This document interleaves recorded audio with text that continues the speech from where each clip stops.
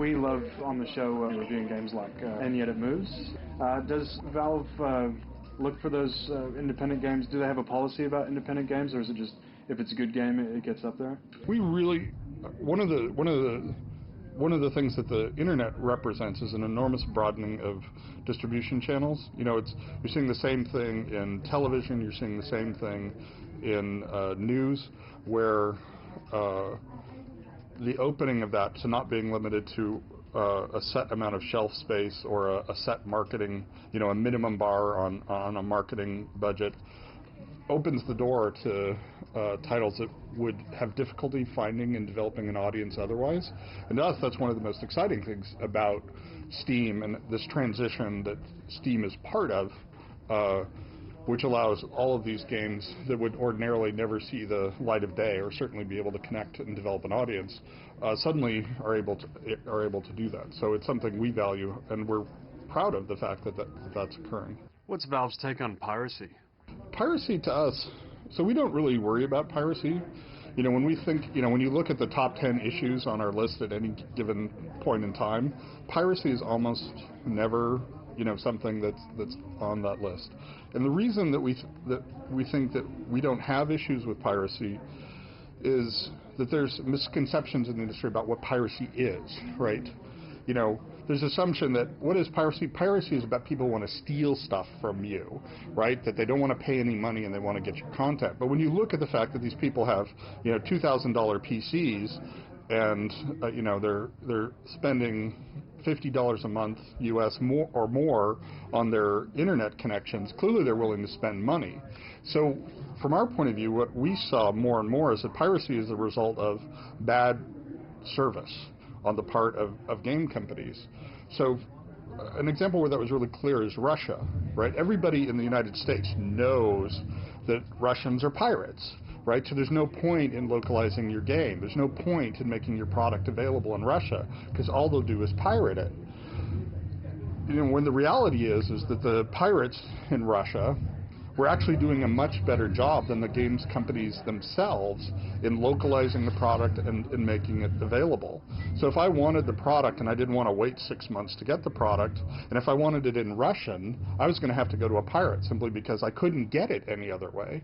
And as soon as the product became available at the same time that it was available in Australia or the UK or the United States, and it was localized in Russia, all of a sudden our piracy problems in Russia disappeared.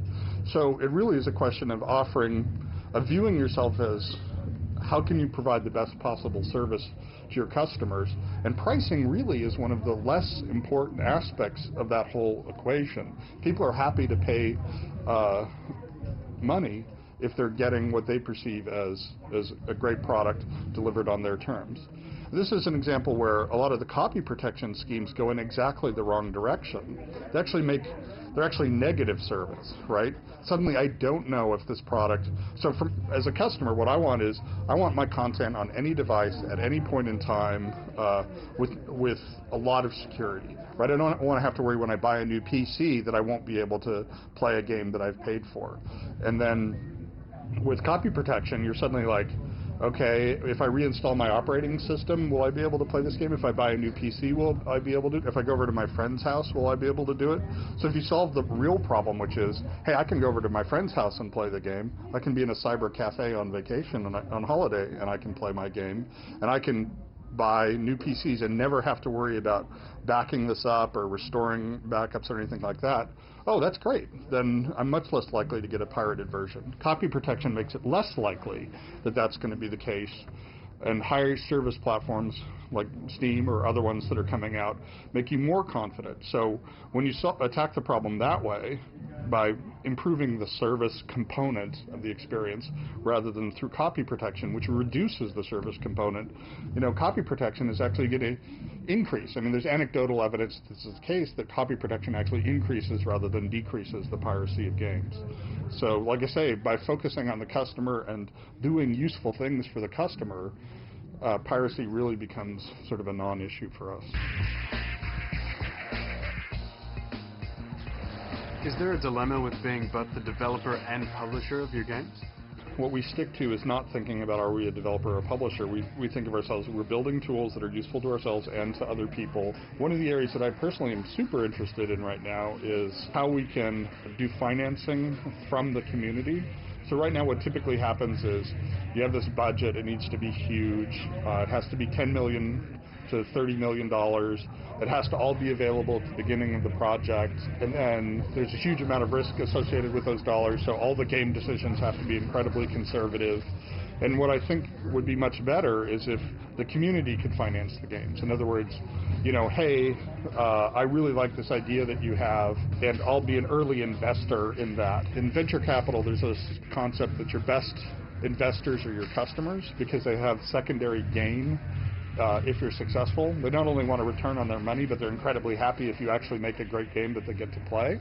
It'd be really great if we could evolve Steam in a way that made it possible so that a developer could say, if you want this game to start moving forward, here's the sort of seed round where people can sort of opt in and say, I'll pay $30, and then I own a piece of this game going forward. I think that it'd be really valuable to figure out the infrastructure and legal issues and financial issues that allow community-based funding rather than publisher or bank-based funding to occur.